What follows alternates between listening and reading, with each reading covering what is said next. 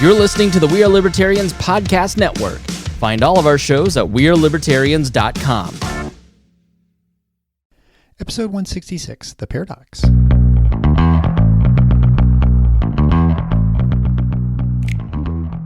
Welcome to The Paradox with your attending, Dr. Eric Larson.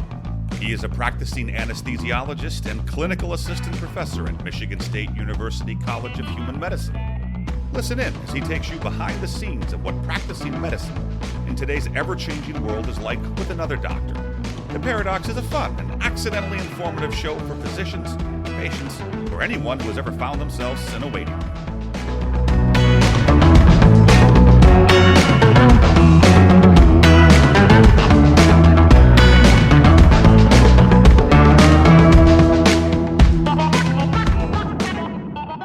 Welcome to The Paradox. I'm your host, Dr. Eric Larson.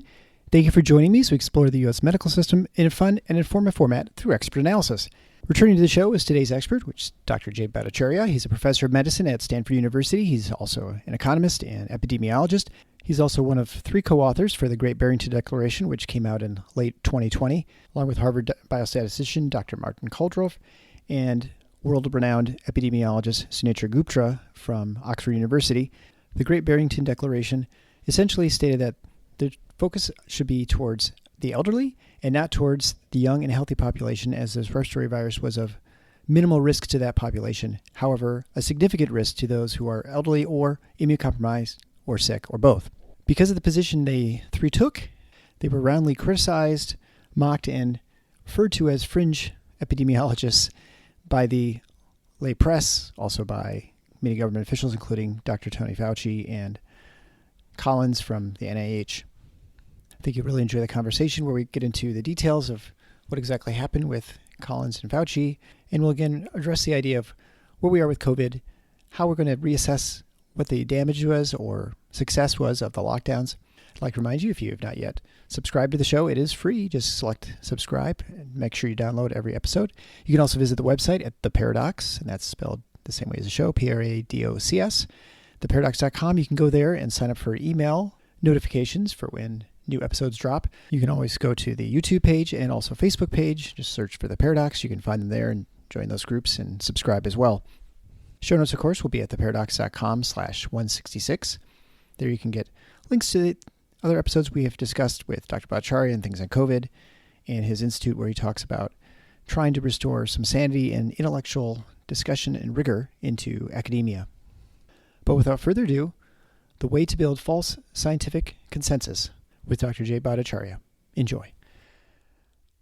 Welcome back to The Paradox. I'm here with Bhattacharya. He was back on episode 134, which actually back in June 24th of 2021. It doesn't, like I was saying before, it doesn't feel like it's been that long, but COVID really distorts your reality of time. The space-time continuum is all messed up with the epidemic. Yeah, it's good to be back, Eric. I can't believe it's been almost a year. Yeah, so, well, a few things have changed since we last spoke.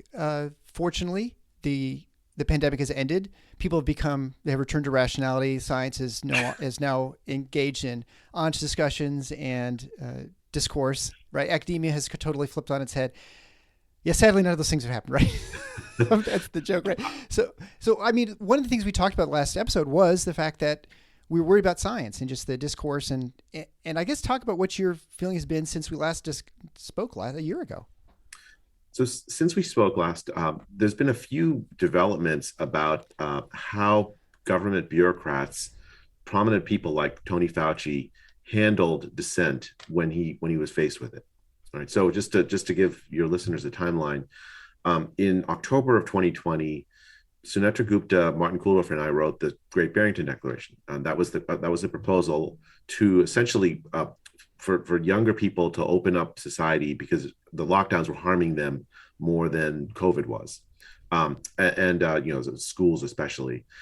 Whereas for older people to adopt more measures of focused protection for the elderly, because COVID is a deadly disease for the elderly. So we wrote this hoping to engage the scientific community in a discussion about how to do focused protection, and also to bring attention to the problems of the collateral damage caused by lockdowns. Instead, Eric, what we were met with was this absolute wall of hostility from both the press and also the mainstream scientific establishment. I started getting reporters asking me why I wanted to let the virus rip, people accusing me of being a eugenicist, even though I want to protect the vulnerable old, which is a strange thing for a eugenicist to want to do, I guess. Anyways, it was the weirdest thing, and just hostile attacks from both inside the university and outside, and I was blown away. I mean, I knew it would be controversial, but I didn't expect it to have this sort of like crazed expulsion from polite society. What happened since is that I there were a series of people who made FOIA requests. FOIA is a Freedom of Information Act request to the federal government, trying to figure out what happened. Like what were Tony Fauci and Francis Collins, who's the head of the NIH, saying around the time when they saw the Great Barrington Declaration. So it turns out there was an email from Francis Collins to Tony Fauci 4 days after we wrote the Great Barrington Declaration, literally 4 days. In it, he wrote that there were 3 fringe epidemiologists, me, Sunetra Gupta, who's probably the world's best epidemiologist at Oxford University, and Martin Kulldorff, who's then a biostatistician at Harvard University and an epidemiologist, designed the vaccine safety surveillance systems that played a big part in that for the FDA. He called us fringe epidemiologists, and I think I'm gonna put it on my business card someday. Your Twitter bio, right? Fringe epidemiologist. I think I should put that on there. Anyways, he also called for a devastating published takedown of the premises. 4 days. He didn't contact me. He didn't want to talk with me. He just called, asked, and Tony Fauci responded with a link to a Wired magazine article that was published around that time, completely misunderstanding the proposal. What I think what happened was that Tony Fauci and Francis Collins viewed the Great Barrington Declaration as a threat to the idea that there was a consensus in favor of lockdown, a scientific consensus in favor of lockdown. When you have 3 people from places like Harvard, Oxford, and Stanford saying, look, the lockdowns are a grave mistake, I mean, you kind of need to take it seriously. But they didn't take that seriously. Instead, they sought to destroy us, destroy the idea, put us on the fringe. And they used the media, their links to the media and to big tech to try to attempt to censor us, deplatform us, and it was something else to go through. It was a very stressful time for me. But I think the key thing is to understand why it matters for policy more broadly than for me, is that you cannot have government scientists, essentially government bureaucrats, falsely claiming a scientific consensus that does not exist. Tens of thousands of scientists signed the Great Barrington Declaration. Tens of thousands of doctors signed the Great Barrington Declaration. Almost 1 million people have signed it. It's very far from the lockdowns were then and now very far from a consensus. And it was it was an attempt to create this false sense of consensus, to use the enormous power they have over the minds of scientists and also the media and the big tech in order to create this illusion of consensus. Yeah, it was pretty stunning because I think, I grew up in the 90s, and so there was definitely a political correctness, I guess you'd say, wave or on campus. And it was sort of not joked about, but it was kind of silly. But when you go to campus, there were all kinds of different speakers who come. I was at the University of Michigan, very liberal campus, and we had all kinds of people spouting crazy things, and there were occasionally shout downs, but for the most part there was engagement. There's at least a discussion, and maybe you think someone's a kook, but you just you'd at least express it to them and tell them they're a kook, as opposed to have third parties do this sort of behind the scenes and squelch this debate. Because I think we talked about before, I think the academic institutions is really where the biggest problem is in some respects, because that is where you expect to have this debate. You expect to have a discussion for a couple hours between 10 prominent epidemiologists or whomever, and sort of hash these things out and at least have an idea of what the consensus is. Because, likely you don't ever approach true consensus, but you may find things that are inside or outside the bounds, and you at least have an opportunity for other academics to look at these discussions, listen to them, and say, draw their own conclusions based on what they know, right? But that seems like that's how the academy, so to speak, used to work. And my impression is this is new. Like, I don't think this happened before COVID. Like when we were talking about AIDS, we were talking about, this is a long time ago, but even other discussions, it doesn't seem like this was a sort of the route to approach consensus with any sort of thing. Maybe it happens in professional societies like cardiologists or so. I don't know. I mean, is that accurate? Because it just feels like this is just a totally, it's almost like the rules were changed and no one really knew about it except the people who were orchestrating this sort of behind the scenes, like you mentioned, Fauci and Collins. I mean, I think, so let me talk a little bit about like in particular why this is such a conflict of interest, like what they did. Fauci and Collins, they sit on $45 billion of budget, right, that goes to scientists biomedical scientists all across the country, actually all across the world. But it's not just the money. In order to advance in academic medicine, you really do need an NIH grant. An NIH grant is a marker itself of a success, and many academic institutions require a big NIH grant in order to get tenure. So it's not just that you can't do your research because you can't get the money. It's your entire like social standing within science itself depends on NIH research money. And so when the head of the NIH engages in behavior like this, he's sending a signal to the world at large. Tony Fauci is sending a signal to the scientists in particular that if they step out of line, they're going to be just, boy, that's a nice career you have there. It'd be terrible if something were to happen to it. So it's a deep conflict of interest. And you asked, is this new? I'm not sure it's new, actually, Eric. Because during COVID, I think I've seen this happen in at least three different areas where Tony Fauci used his power and leverage to deem academic discussion about various aspects of COVID policy out of bounds. I think the most prominent of this is actually not even us. It's the discussion over the lab origins of the virus. Like, is it lab origin? Is it natural origin? In FOIA emails, there were a whole series of these where from like February 2020, where Tony Fauci organized a group of virologists. He asked a group of virologists that basically in his inner circle to come together in it looks to me like a small cabal. They came in. They several of them before the meetings that Tony Fauci arranged. Basically said that it's a 50-50 shot. It could be either lab leak or natural origins. They're not sure. They came out of that meeting all saying that they believed it was a conspiracy theory to say it was a lab leak. Yeah. And then they wrote a letter that the Lancet published, essentially calling the lab leak a conspiracy. So for a full year, prominent scientists who thought it was a lab leak. Now, I'm not qualified to tell. I'm not a molecular biologist, but it looks to. I mean, what I can say is that this looks like a cover-up. You had a group of people who used their power to marginalize people who thought it was a lab leak. And frankly, it just looks really suspicious to me. They did that again with the lockdowns, as we just discussed. And they also did that with the possibility of early treatment. So they marginalized anyone who thought that early treatment with repurposed drugs was even possible. Ironically, Tony Fauci's NIAID actually is running a trial on ivermectin and fluvoxamine that are due to be done in March 2023. The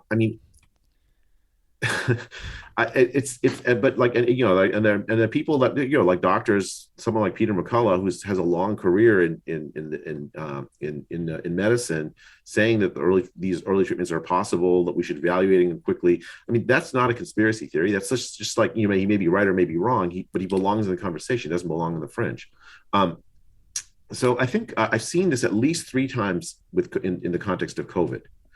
And this has a long and sordid history. Like, so if you go back to the Soviet Union, there was a scientist named Lysenko. Lysenko was a geneticist, but he didn't believe in Mendelian genetics. Stalin loved him because Lysenko promised crop yields that were going to be massive. All you have to do is expose the crops to some harsh conditions. They evolve in the context, in one generation, and then they pass on what they learn to their offspring. This probably killed, I don't know how many people from starvation in the Soviet Union. All of the Mendelian geneticists were purged one by Lysenko. Many, I mean, many died. I mean, this is not something to play around with. Science needs to have free discussion. It needs to be. You cannot have government bureaucrats with a tremendous power over the minds and careers of scientists playing the kind of role that Tony Fauci and Francis Collins played. Yeah, I think it's easy to point out that Fauci has been in office, I guess his office, since 1984 in heading the NIAID. That's almost 40 years. That's a long time, obviously. And so he has built up credentials. He's built up contacts within the media, tech industry, everywhere within government. And he uses those. I mean, there's no question. I mean, he is a politician. And I think it's easy for us to say, well, he's a scientist, et cetera. And yes, he is those things. But he's absolutely a politician, because you cannot survive in government that long, both Democratic and Republican administrations, last 40 years, and not be a political animal in many respects, right? So you have to be able to play it. And so you turn you sort of turn in your chips when you need them. And I think this is certainly an opportunity. And maybe to your point that the industry has been like this, it's just we don't see it because it's not in the public. No one ever really knows what's going on in research. People who are contrarians a little bit in climate science have definitely made these assertions that there's, if you're not towing the party line, whatever that might be, that you're going to feel that in funding through NIH, or in that case, it would be the, is it National NAOSS, I think, the National Atmospheric Oceanic Services. No, yeah. Yeah. So, I mean, I think in some ways, maybe you see the same phenomena, and maybe it's just that we just didn't, it was never public, but now it has been brought to the forefront. And to your point, of course, it may not have been a lab leak. It might have been natural origins. Early treatment might not work at all. It might be a scam, right? It might just be like giving lemonade to people. All these things are possible, but the counterfactuals are entirely possible as well, right? And that's why we run studies, and that's why we debate this in studies, and we have mechanisms that we think are either reasonable or unreasonable. We sort of hash those out, and then obviously they have to face reality at some point, right? And I guess to that point, when it comes to lockdowns, mask mandates, and those sort of measures that the public feels. I mean, the public doesn't really feel ivermectin. I mean, they do sort of, but not really. How are we going to really study that? Because I feel like now with this Ukrainian war, people have sort of forgotten about the pandemic, unless you live in a few certain areas in the country. Like I'm in Middle America right now, and I mean, I saw a mask or a couple, but for the most part, strangely, the only place I saw them was at the Science Museum, but I haven't really seen them anywhere. And but I read these reports from New York and from California. It's almost like it seems like a totally different world where kids are still wearing masks, toddlers, and I guess there has to be at some point a consensus on how things worked, and we have to arrive at that relatively soon, because I just saw a report came in through from a suburban city or school district in Kansas City, Middle America. They've reinstituted mask mandates in their schools for not COVID, but for like other things. I mean, it's like this belief that masks are going to have effect on respiratory viruses and some, right? I mean, so I think at some point we do have to arrive at a proper consensus on whether these things worked or didn't, so we can develop policy when the next thing comes. Yeah, I mean, I think that absolutely has to happen, but there does absolutely need to be a careful counting of what worked and didn't work, what was damaging, what wasn't damaging. I mean, we basically owe it to the dead. Right. And I don't just mean dead of COVID. The lockdowns, I believe, led to the starvations of millions of people.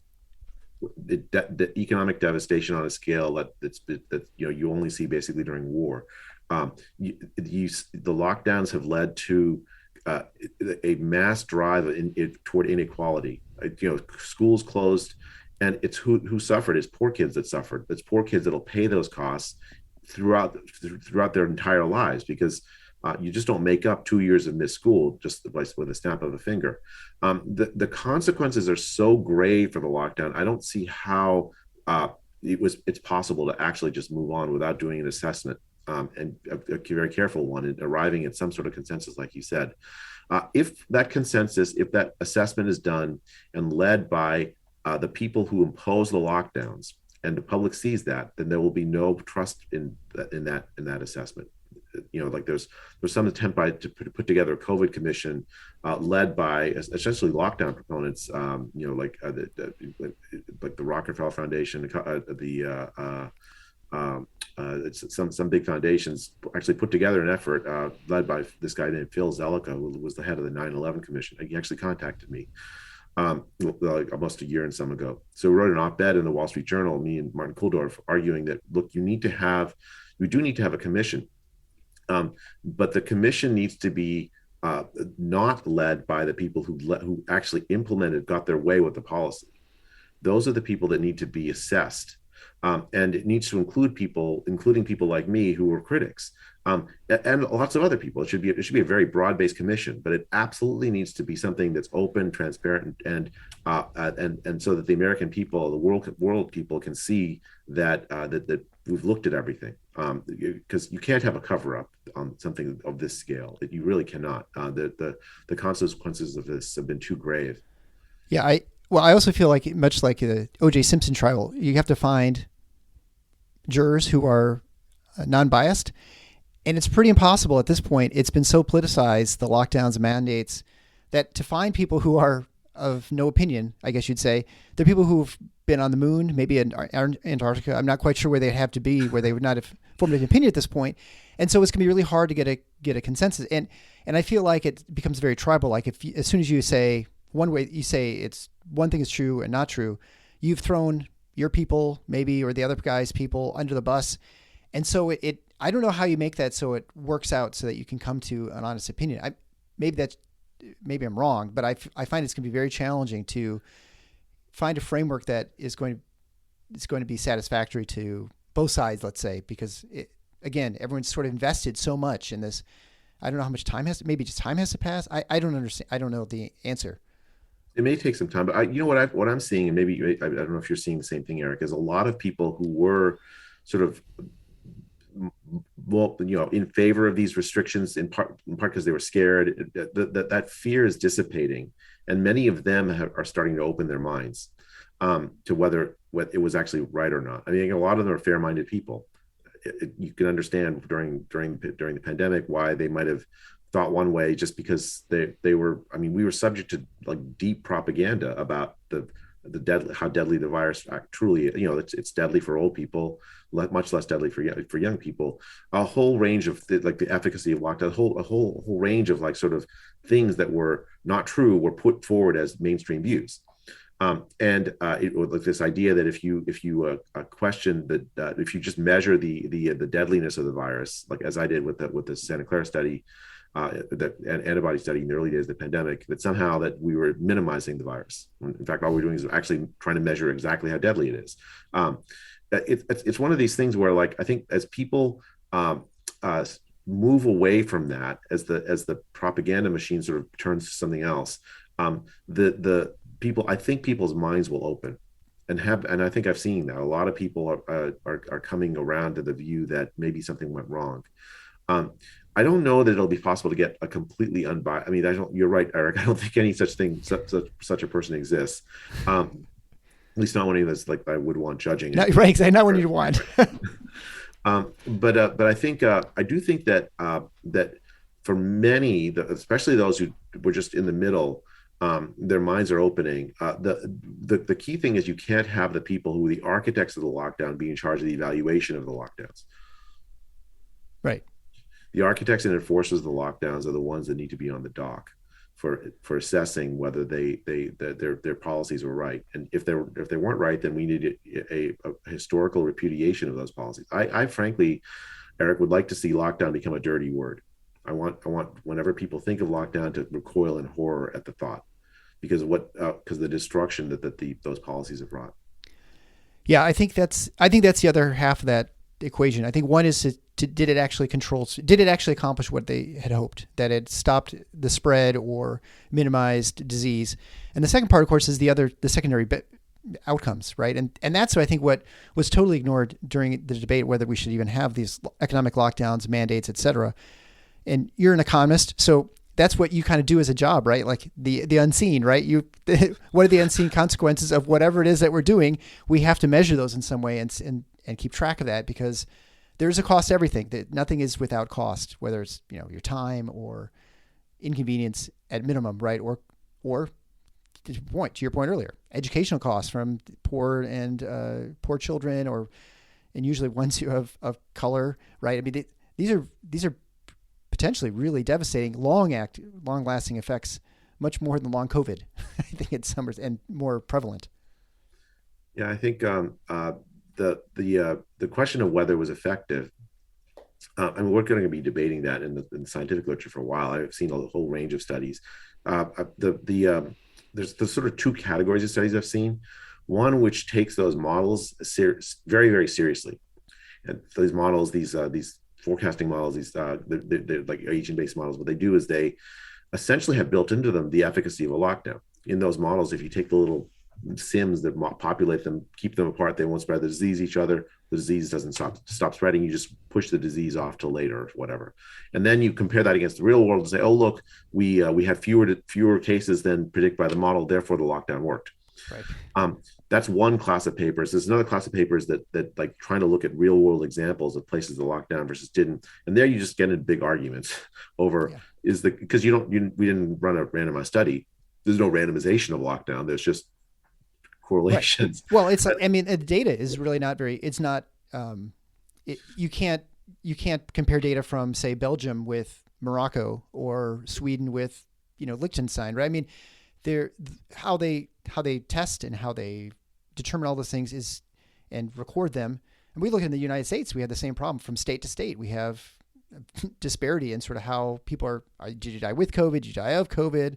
It's probably kind of foggy sometimes whether someone died because of COVID, is a secondary infection, whatever. I mean, you can see how hard it is to compare these things.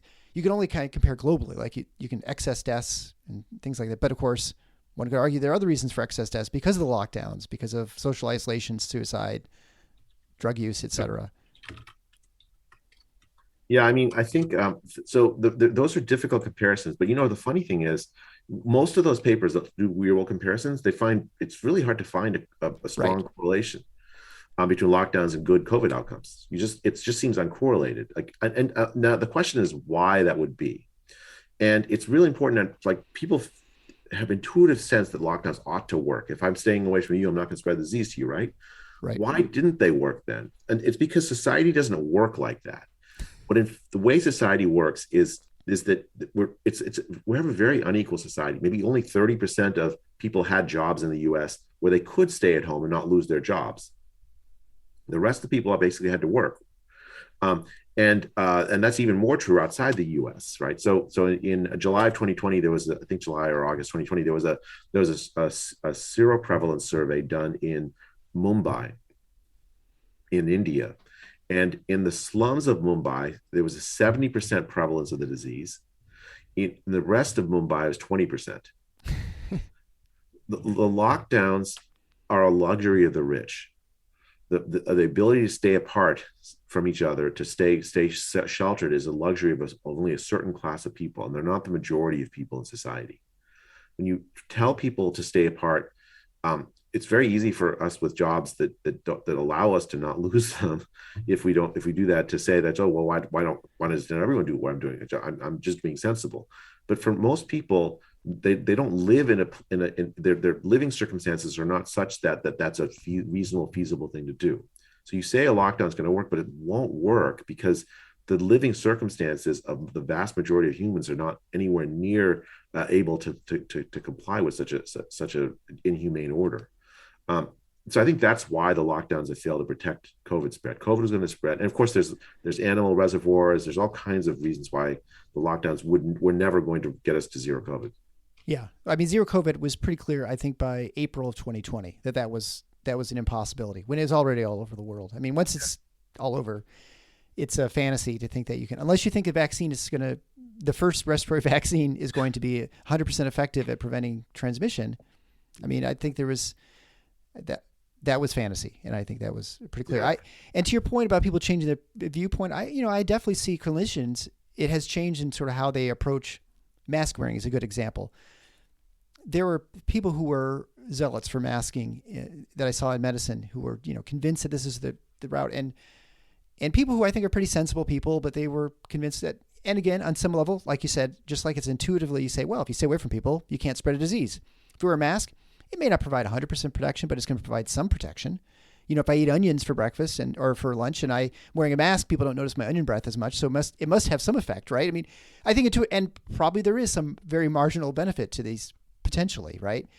But it became pretty clear. I think I've seen definitely a turn of the tide the last few months. Again, I'm in the Midwest, so I'm not in the Northeast or the West Coast, which may be different. But where I am, people are definitely much more blasé, or laissez-faire, maybe is a better word of putting, about mask wearing. That yes, we are compelled to by the CDC now or the CMS, I think, within hospitals, healthcare settings. But no one really, I think, believes for the most part it's going to really do much. We see people wearing masks and they've got N95s on and they have a full beard. You're like, well, clearly that's not going to. I see people in the store with them and I'm like, I want to tell them that it's not effective, not because I'm being to be mean, but just like, if you really want the protection, you got to shave your beard. I mean, you can't obviously get a seal if you have hairs there. And we laugh about it, but it's like people don't realize that. They just think it's almost like this mythical sort of protection. But I want to kind of honest, like I can't. I mean, I don't wear a mask with a seal when I'm forced to wear a mask. It's just really uncomfortable.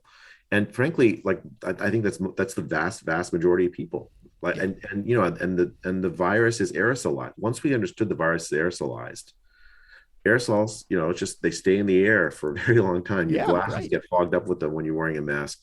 That fog has virus particles in it if you're sick, and it's sitting there. What was the end game with the mask? I just don't understand why we created this like enormous diversion of social energy to something that really had very little good evidence in favor of it.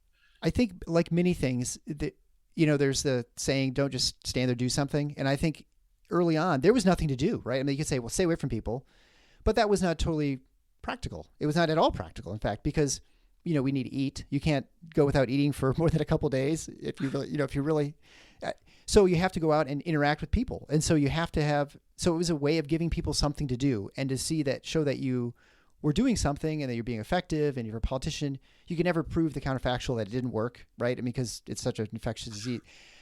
And then it became more, right? Then it became a talisman. It sort of became a symbol, just like wearing a MAGA hat, wearing a mask was suddenly similar to sort of sorting the others and then yourself. And I think that's sort of that's kind of how it sort of evolved to what it is today, where it's more than just an infection protection. It's a value judgment. Yeah. Like they essentially like this messaging, my mask protects you, your mask protects me, as opposed to it doesn't, my mask doesn't protect me, it protects you somehow. It weaponized empathy, right? So I care about you, and so therefore I must wear a mask. If I don't wear a mask, ipso facto, I don't care about you. Right. It's a dangerous message. Sure. And it makes you, and it's a value judgment that makes you, that way you're saying you're better than them, right? I mean, that you're a bad person. And it's right. It's a good person, bad person, right? That's sort of a very simple way of setting it apart. With so many things in COVID, right? So if you got COVID, the first thing anyone asks you is, well, why weren't you careful? Like, where'd you get it from? Who gave it? How'd you get it? Yeah. How'd you get it? I mean, as if like it's a respiratory virus. It just, I lived, therefore I got it.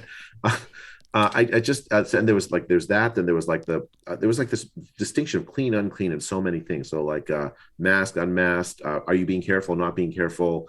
Are you vaccinated, not vaccinated, boosted, not boosted? I mean, all of these are essentially markers. This like we hijacked our innate fear of infectious disease, which, like if you go back to primitive societies, there's like this big distinction between clean and unclean. And in Western societies, we essentially, because we had made such progress against so many infectious diseases, it didn't really play it wasn't in the forefront of our minds that there were infectious diseases that could hurt us. And so when this disease came, and all of a sudden it was put on our face that infectious diseases are still out there, we're still human. People's fear centers, their sort of lizard brains took over. And this clean and unclean distinction came back is screaming, and it's led to so much of the social dissolution that we've seen the last 2 years. Yeah, I think so. Well, my wife's a pediatrician, and one thing that she noticed, especially the big RSV spike that happened last summer after we had spoken, RSV was always around. It was always a danger to very small children, infants and to 1 or 2 year olds. And it was much, much more dangerous than really most infectious diseases for the most part that are certainly common. And parents just never worry about it. I mean, they would keep their kids from their grandparents. Maybe if someone's sick, the first few, that was kind of common, right? If someone's sick, you don't have them come hang out with your baby, right? And the people are always, and you're totally be protective, mainly for RSV, I think for the most part, for other colds. But it wasn't until COVID happened and then RSV happens and then kids get really sick. A lot of kids went to the hospital because it was a really particularly bad RSV season. And my wife had, for once, the first time parents actually paid attention to her when she was talking about RSV, because they'd never really paid attention to infectious disease. To your point, we kind of thought, oh, we'd beaten it. Infectious diseases are gone. And to your other point about my dad, always is trying to figure out where he gets cold from. This goes back years. Like, he's got a cold. He has to try and trace it. He's like an epidemiologist. He's tracing it back to like contact he had with it must have been one of his grandkids or some, like, it was never just he's walking to Walmart and got it or something, right? It's always got to be someplace. And I'm the same, in some ways, I'm the same way. My wife just has a cold now, and we were out at a benefit a few days ago, about 3-4 days ago, and she started developing cold now. I don't know, maybe it's COVID, who knows? But you immediately think, well, how did you get it, right? Like, was it I haven't had much contact except with our family. But to your point, there was no one sneezing, there was no one coughing, there was no one obviously sick, but it was a room of probably a couple hundred people. It would not surprise me if a few people had a cold of some sort of respiratory disease, and she just got it because it's aerosolized. And that is just the nature of infectious aerosolized, upper respiratory infections. That's just kind of what they are. And it's hard for us to accept that you can't, somebody's just nothing you can do about it except not be human. Yeah. It's a virus, not a sin. That's the key thing. Yes, exactly. So how has your career changed? When I talked to you last June, it had obviously changed dramatically because you made the bold step of doing something. And my hat's off to you because you were in a position, you're a tenured professor, so maybe you have a little less risk than people who aren't tenured, who are fighting for the professorship and at the academia. But it's still a huge risk and gamble to go against what clearly is the tide back in October. Your life has obviously changed. How has your career changed? I guess, in the last 2 years, since you kind of boldly stepped out and said, hey, I think we're maybe doing things wrong. I have to say that I published I think six or seven papers on COVID in the pandemic, and a few others, that trickled in during the pandemic that were from projects that are because publication takes a while. So it doesn't look like from the outside that my publications have slowed down, but my personal zeal to work on pure like scientific ideas that I had before, I feel has declined some. I've lost some faith in this process, just seeing how corrupted science has been during the pandemic. And I'm not sure what I need to do with myself. I think I have, before the pandemic, I used to work on science policy, actually. I did a whole series of papers looking at why, first measuring the extent to which biomedical scientists work on new ideas. And then evaluating the NIH, scientific journals, and scientists on sort of the reluctance they have to actually publish and work on new ideas. Just in February 2020, I published a paper in the Proceedings of the National Academy of Sciences showing that the NIH actually had become much more conservative over time during Francis Collins' tenure. I still want to work on that. I think that's quite important. Reforming science so that we go back to, I think now what's happened in science is that we reward people who have a lot of influence. Their ideas have a lot of influence. That's essentially what a citation count is. It's the measure of influence. But we sort of punish people who work on crazy new ideas. It's not like the VC world. The VC world, someone works on a crazy new idea, they fail, they get another chance to work on another crazy idea because you don't know what's going to work.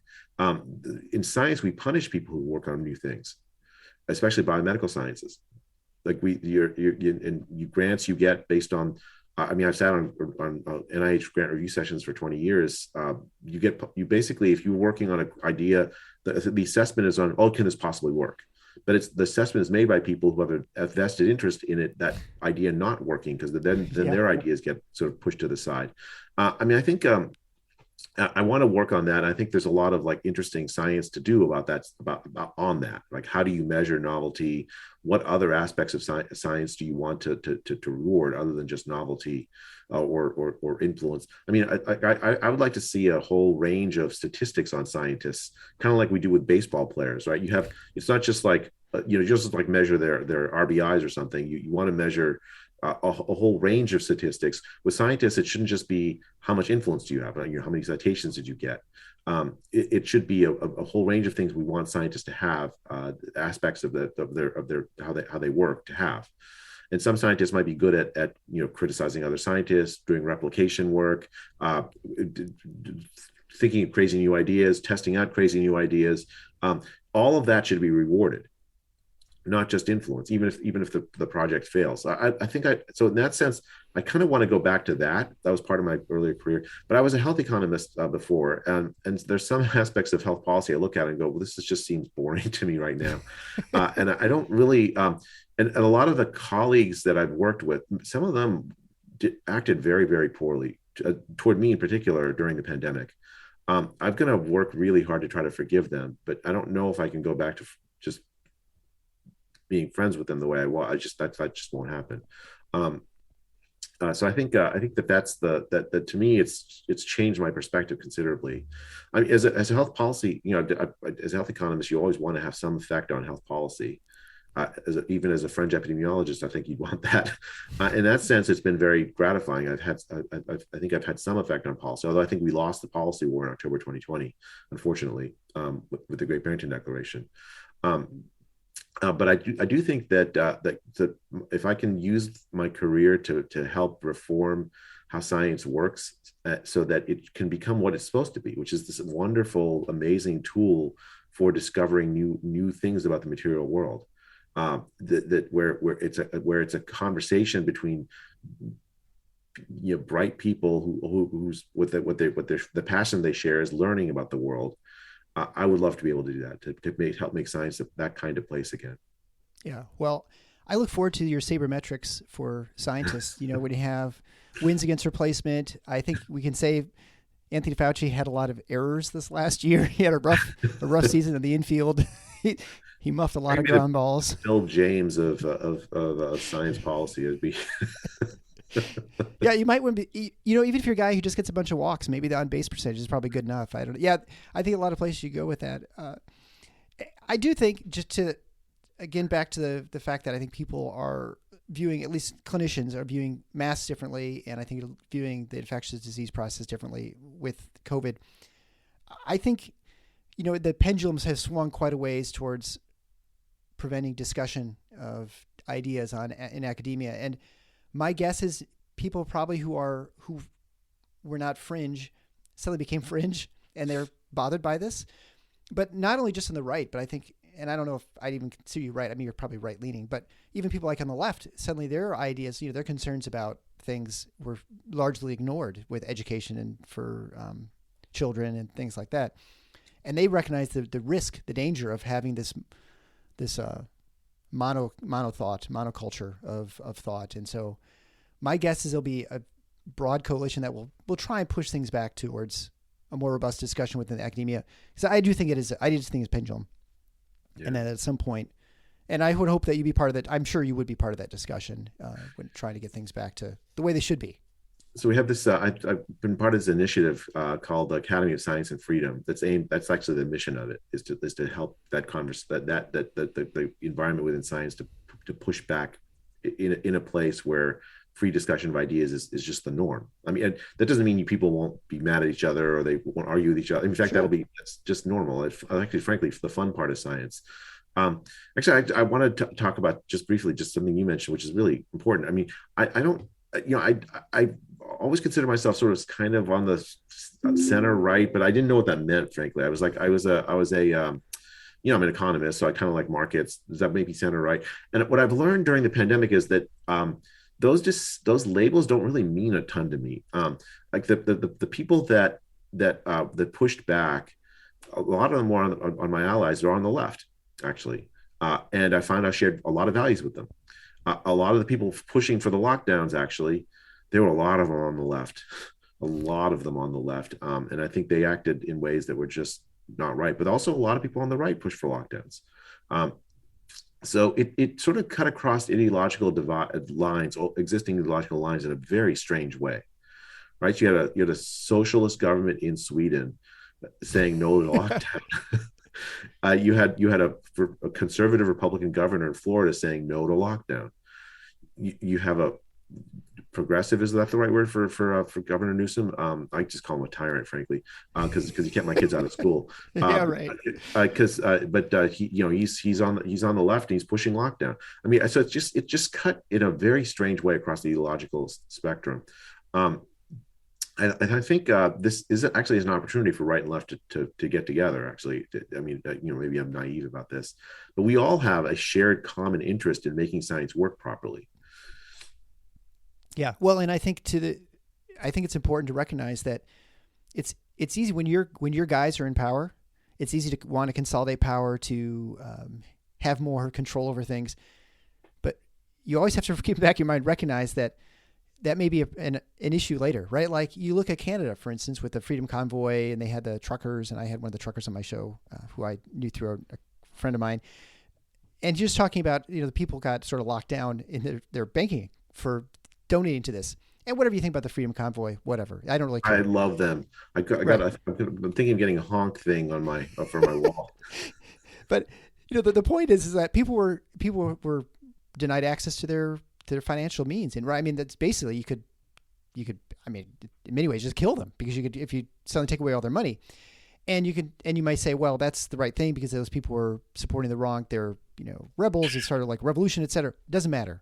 But the point is that that's because Trudeau's in power. Well, maybe 10 years from now, it's someone else who's got the entirely different. And now people who donated to Black Lives Matter or some other sort of left-wing causes, they would be subject to the same sort of, right? I mean, you have to always recognize that whatever power you grant someone could be used by the person who you like the least, right?